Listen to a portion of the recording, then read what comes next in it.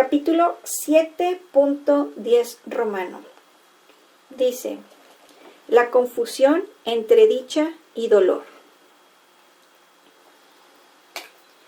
El reino, al igual que este mundo, es el resultado de ciertas premisas. Puede que hayas llevado el razonamiento del ego a su conclusión lógica, que es una confusión total con respecto a todo. Si realmente vieses lo que resulta de ese razonamiento, lo repudiarías. La única razón por la que pudieras desear algún aspecto de lo que resulta de ese pensamiento es que no alcanzas a ver su totalidad. Estás dispuesto a examinar las premisas del ego, pero no su conclusión lógica. ¿No sería posible que hubieses hecho lo mismo con las premisas de Dios? Ok, vamos a ver esto. Dice, tú estás dispuesto a examinar las premisas del ego, pero no su conclusión lógica. Vamos a poner un ejemplo.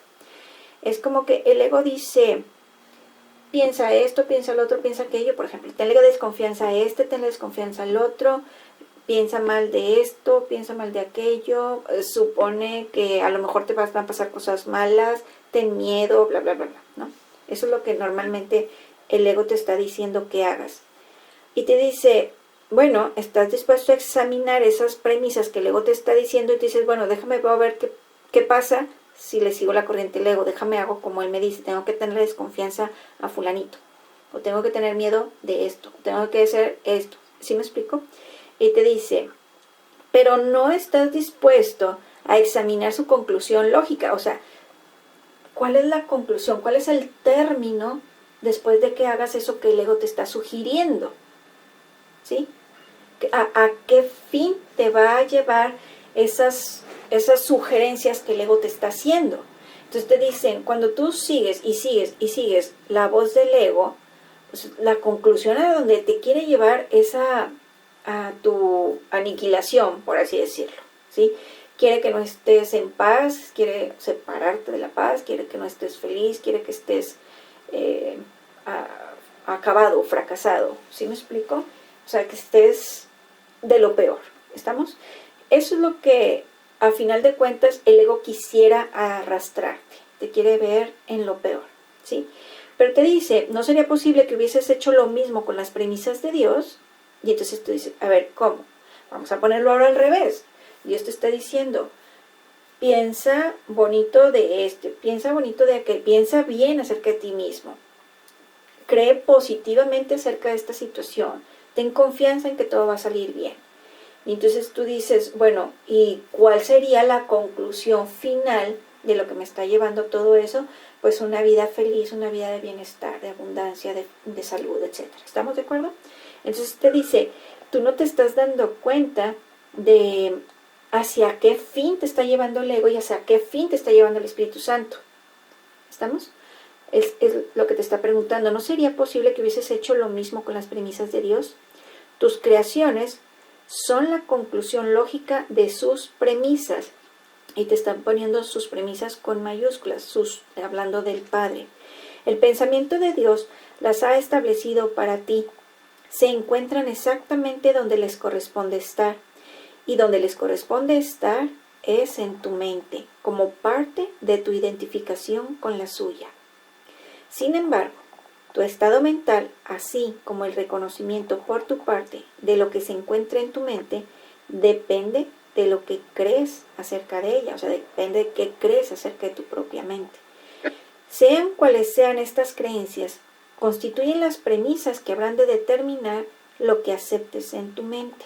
Ok, cuando nosotros tenemos ciertas creencias acerca de nuestra propia mente, pues lógicamente aparecen ciertas premisas y unas las tomas como verdaderas y otras las tomas como falsas. Por ejemplo, cuando al principio, hace muchos años, me hablaban acerca de las afirmaciones, sin meternos en el curso de milagros, estoy hablando acerca de afirmaciones tipo las de Luis L. Hay, ¿sí? Cuando te hablaban de las afirmaciones y te decían, no digas así, mira, mejor empieza a decirlo de manera bonita, positivamente. Y te dices, ¿qué? ¿Y eso qué tiene que ver con lo que me está pasando en mi vida? Pues es que cuando tú estás diciendo que si esto es así y así, así, de manera negativa, pues tú mismo lo estás creando de manera negativa, te aparece de manera negativa. Y mi creencia era, achis, y que tiene que ver mis pensamientos como para que eso se mejore. ¿A poco nada más porque voy a empezar a decir que mi vida es maravillosa, va a ser maravillosa? O sea, no. O sea, entonces es como que cuando no crees que tú tienes una mente con ciertas características, pues su conclusión lógica es que tú dices, vaya, o sea, ¿qué importancia tiene si lo pienso bonito no lo tengo, o no lo pienso bonito? Entonces, tus conductas, lógicamente, van hacia otra dirección. No sé si me expliqué aquí con esto, ¿no? Sí, entonces aquí lo que nos está diciendo es, si tus creencias acerca de tu propia mente están muy lejos de lo que es, o sea, de lo que Dios creó, pues lógicamente que entonces todo lo que piensas acerca de tu mente, todas esas premisas, están tergiversadas y empiezas a aceptar como verdad algo que no es verdad. Pero tú tienes esa certeza y te dicen, ¿sabes qué? Mientras más sigas aceptando esas premisas en tu mente, más estás haciéndolas grandes en tu vida, y son negativas, vaya, estás haciendo más grande ese problema o esa situación en tu vida. Luego dice, no cabe duda de que puedes aceptar en tu mente lo que no se encuentra en ella, así como también negar lo que sí se encuentra en ella. Sin embargo, aunque puedas negar la función que Dios mismo le encomendó a tu mente a través de la suya, no puedes evitar su expresión. O sea, puedes negar hacer lo que Dios te está encomendando, dice, pero no puedes evitar que tu mente se exprese, como quiera se va a expresar, como quiera va a crear ahí afuera. Sí, más o menos se entiende esto, o sea, fíjense bien, tu mente siempre está creando, vamos a suponer que es como, vamos a suponer un manantial de agua. Ese manantial de agua tú no tienes que hacer nada y siempre está brotando agua limpia de él, siempre, constantemente, constantemente, constantemente, y no se detiene, ¿sí? Entonces la gente ve el manantial y dice, oye, ¿qué de agua? ¿Esto cuándo se va a acabar? Y te dicen, ¿sabes qué? Así tiene 10 años, yo creo que no se va a acabar nunca. Entonces tú dices, wow, esto es bastante interesante, bastante abundante, ¿sí? Sigue dando y dando y dando y nadie está haciendo nada para que eso siga brotando, para que esa agua siga brotando ilimitadamente. Entonces, es así nuestra mente. Nuestra mente constantemente está manifestando, manifestando, manifestando, manifestando, manifestando todo lo que estamos pensando. Está creando, creando, creando, creando, creando, de manera automática. No tienes que hacer nada para que se siga dando. Entonces te dice, aun y cuando el Padre le encomendó a tu mente ciertas funciones, aunque tú no las estés llevando a cabo, la mente no se detiene. Va a seguir creando o manifestando afuera todo lo que tú traigas dentro de ella, sin parar. Sí, más o menos se entendió, ¿verdad? Es como que no tiene un switch de apagado. Luego dice, esa función es la conclusión lógica de lo que eres. La capacidad para ver la conclusión lógica de algo depende de que estés dispuesto a verla, pero la verdad de esa conclusión no tiene nada que ver con que estés dispuesto. La verdad es la voluntad de Dios. Comparte su voluntad y estarás compartiendo su conocimiento. Niega que su voluntad sea la tuya y estarás negando su reino y el tuyo. El Espíritu Santo te dirigirá solo a fin de evitarte dolor. Obviamente, nadie se opondría a este objetivo si lo reconociese. Mas el problema no estriba en si lo que el Espíritu Santo dice es verdad o no, sino en que si quieres escucharle o no. ¿Por qué? Porque lo que el Espíritu Santo obviamente te dice sí es verdad. O sea, aquí no hay margen de error. Lo que el Espíritu Santo te está queriendo enseñar, lógicamente que es una verdad eterna. Entonces aquí la cuestión no es si es verdad o no, sino si quieres escucharle o no. ¿Estamos? Dice, no puedes reconocer lo que es doloroso, de la misma manera en que tampoco sabes lo que es dichoso. Y de hecho, eres muy propenso a confundir ambas cosas. La función primordial del Espíritu Santo es enseñarte a distinguir entre una y otra. O sea, entre lo que te hace daño, entre lo que es doloroso y lo que te pone dichoso. ¿Por qué? Porque aquí te están diciendo, es que tú todavía no entiendes bien lo que verdaderamente te hace feliz y lo que no te hace feliz. Por ejemplo, había la vez pasada una confusión acerca de la palabra sacrificio, que en algunas partes dicen que el sacrificio es bueno, y en otras, en el caso del curso de milagros, está diciendo que el sacrificio no es bueno. Entonces, cuando nosotros aceptamos el sacrificio, ahí te están diciendo, pero si el sacrificio es doloroso, ¿por qué lo aceptas? Entonces no estás consciente de qué es lo que te sirve y lo que no te sirve, qué es beneficioso y no es beneficioso. No sabes qué es lo que te trae dicha y qué es lo que te trae pena. Entonces te dice, escucha al Espíritu Santo. Luego dice, la función primordial del Espíritu Santo es enseñarte a distinguir entre una y otra. Lo que a ti te hace dichoso le causa dolor al ego. Y mientras tengas dudas con respecto a lo que eres, seguirás confundiendo la dicha con el dolor. Esta confusión es la causa del concepto de sacrificio. Vaya, aquí tocamos esa parte. Otra vez, esta confusión es la causa del concepto de sacrificio. Obedece al Espíritu Santo y estarás renunciando al ego, pero no estarás sacrificando nada. Al contrario, estarás ganándolo todo. Si creyeses esto, no tendrías conflictos. Por eso es por lo que tienes que demostrarte a ti mismo lo obvio. Para ti no es obvio. Crees que hacer lo opuesto a la voluntad de Dios va a ser más beneficioso para ti. Crees también que es posible hacer lo opuesto a la voluntad de Dios. Por lo tanto, crees que tienes ante ti una elección imposible, la cual es a la vez temible y deseable. Sin embargo, Dios dispone, no desea.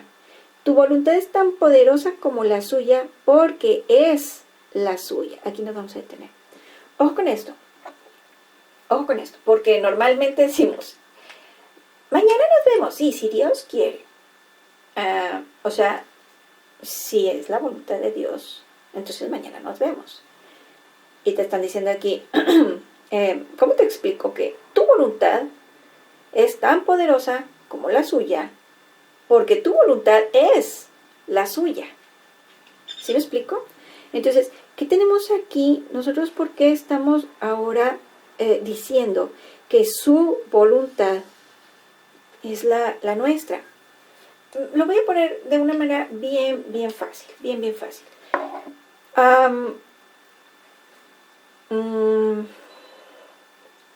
Dios quiere para nosotros felicidad y nosotros también queremos para nosotros felicidad. Entonces es bien lógico que cuando te dicen, bueno, ¿qué es lo que tú deseas? No, pues yo deseo ser feliz, yo deseo la felicidad de mi vida. Y te dicen, pues es lo mismo que Dios quiere. Y entonces tú dices, caray, pensé que la voluntad de Dios era otra. Y dice, no, ¿por qué habría de ser otra? O sea, Dios es amor. Entonces, por consecuencia, la felicidad es parte del amor.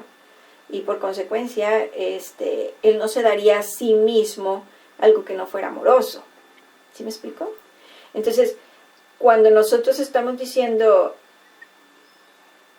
bueno, que se haga la voluntad de Dios, te vuelven a decir, pero ¿y cuál es la tuya? Porque crees que nada más se hace aquí lo que es la voluntad de Dios. No, es que, y si me muero, entonces eso, pues ya no fue mi voluntad. Fue voluntad de Dios y me muero. O sea, estamos adjudicando que si me muero es porque Dios así lo quiso. Y te dicen, Dios no creó la muerte.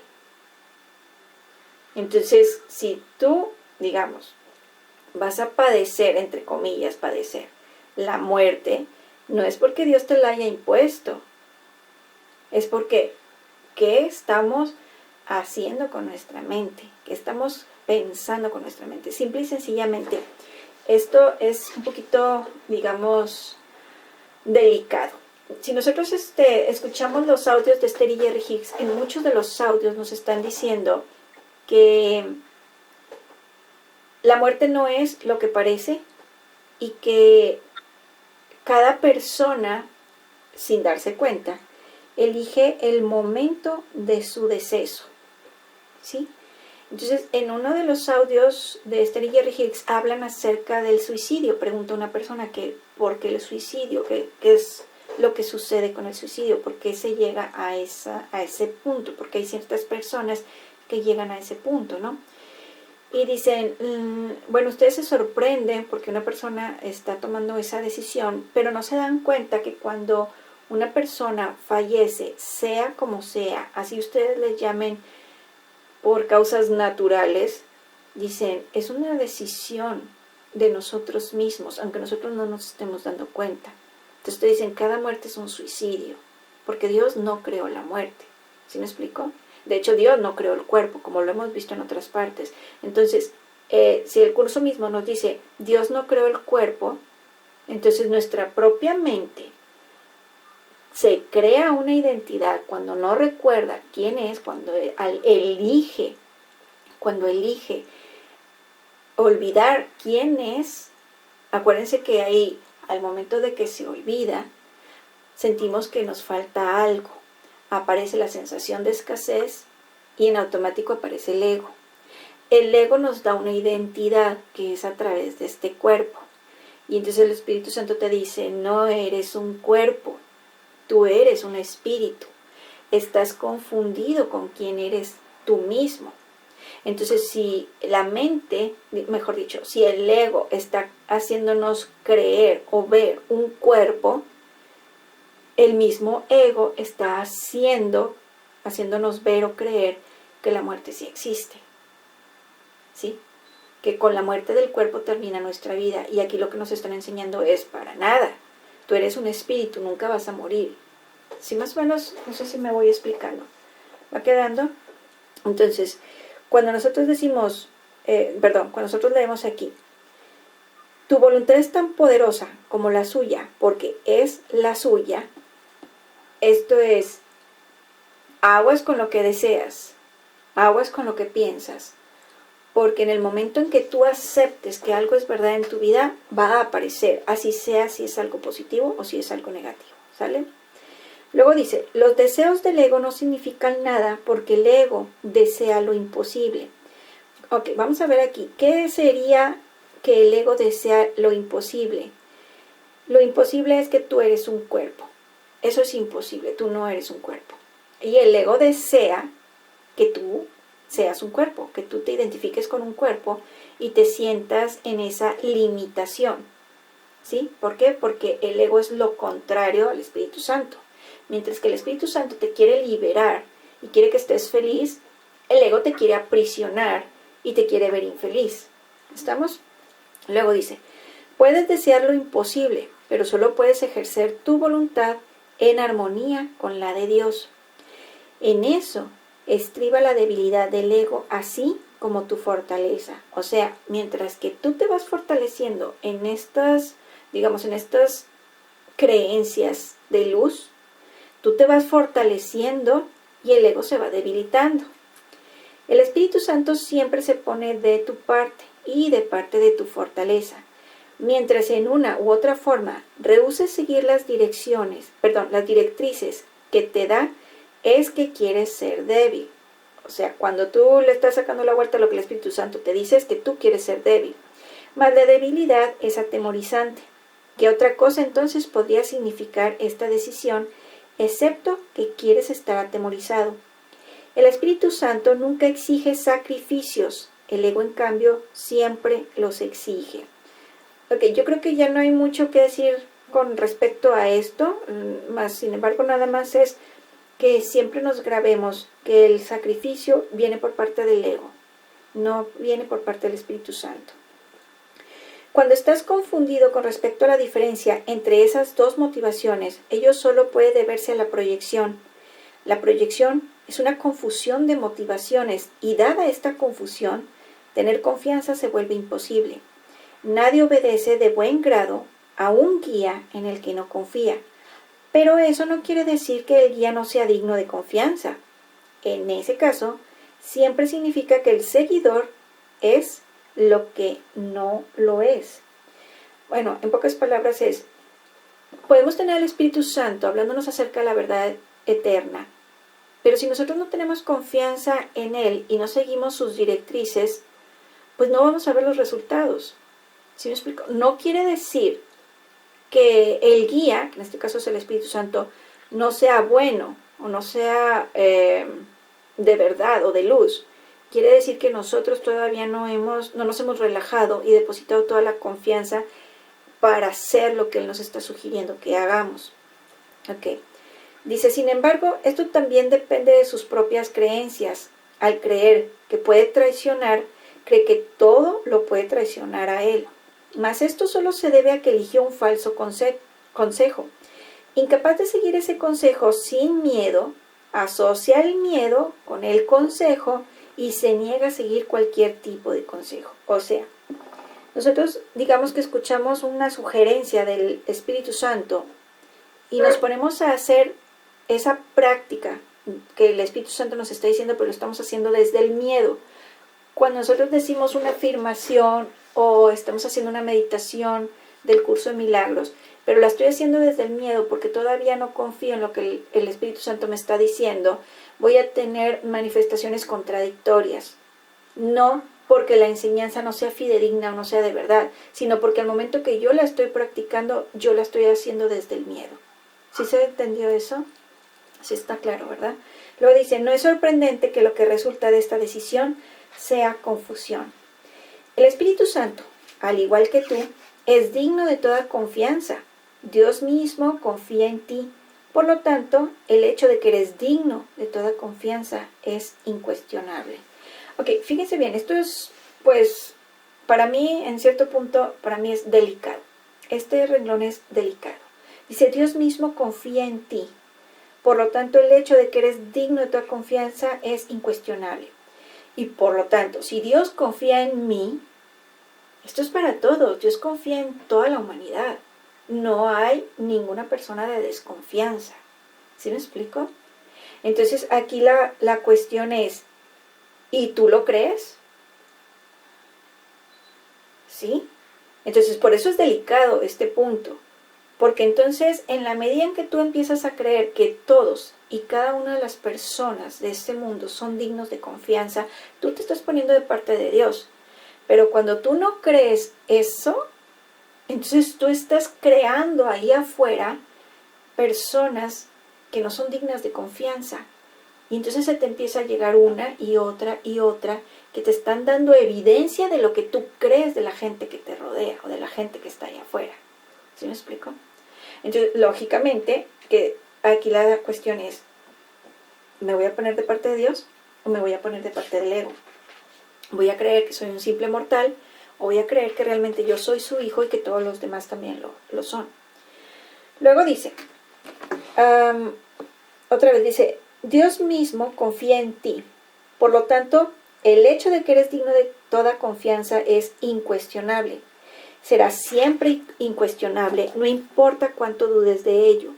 Dije antes que tú eres la voluntad de Dios. Su voluntad no es un deseo trivial y tu identificación con su voluntad no es algo optativo, puesto que es lo que tú eres. Compartir su voluntad conmigo no es optativo tampoco, aunque parezca serlo. La separación radica precisamente en este error. La única manera de escaparse del error es decidiendo que no tienes nada que decidir. O sea, no tienes nada que decidir porque tú ya eres el hijo, tú ya eres la luz. No hay opciones, no hay opciones, no hay para dónde hacerse. Es simplemente acéptalo. Dice, se te dio todo porque así lo dispuso Dios. Esa es su voluntad. Y tú no puedes revocar lo que Él dispone. Ok, fíjense bien. Aquí nos dice, se te dio todo porque así lo dispuso Dios. Entonces, cuando nosotros nos estamos sintiendo que me falta esto, me falta lo otro, me falta aquello, estás en una negación y niegas y niegas y niegas y niegas que Dios ya te lo dio, ¿sí? Entonces aquí es, cada vez que te escuches diciendo que tú no tienes algo, niégalo. ¿Por qué? Porque en ti ya está el poder para crear en tu vida y crear tu vida como tú lo desees. La cuestión es, ¿lo crees? Es importante empezar a aceptar eso. Luego dice, ni siquiera el abandono de la falsa prerrogativa de tomar decisiones que con tanto celo guarda el ego, se puede lograr deseándolo. La voluntad de Dios, quien nunca te dejó desamparado, lo logró por ti. Su voz te enseñará a distinguir entre el dolor y la dicha, y te librará de la confusión a la que has dado lugar. No hay confusión alguna en la mente de un hijo de Dios cuya voluntad no puede sino ser la voluntad del Padre, toda vez que la voluntad del Padre es su Hijo. Los milagros están en armonía con la voluntad de Dios, la cual tú no conoces porque estás confundido con respecto a lo que tú dispones. Esto significa que estás confundido con respecto a lo que eres. Si eres la voluntad de Dios y no aceptas su voluntad, estás negando la dicha. El milagro es, por lo tanto, una lección acerca de lo que es la dicha. Por tratarse de una lección acerca de cómo compartir, es una lección de amor que es a su vez dicha. Ok, vamos a ver esto que dice, por tratarse de una lección acerca de cómo compartir. Tú dices, a ver, ¿qué tiene que ver esto del compartir? Que dice que es una lección de amor y que es a su vez dicha. Ok, cuando tú estás compartiendo, por ejemplo, la confianza, tú dices, ¿sabes qué? Voy a tener confianza en tal persona. Voy a empezar a confiar más y más y más en esa persona. Y entonces tú dices, ¿eso qué tiene que ver con la dicha o qué tiene que ver con el compartir? Bueno, estás compartiendo la luz que tú eres con él, la estás reconociendo.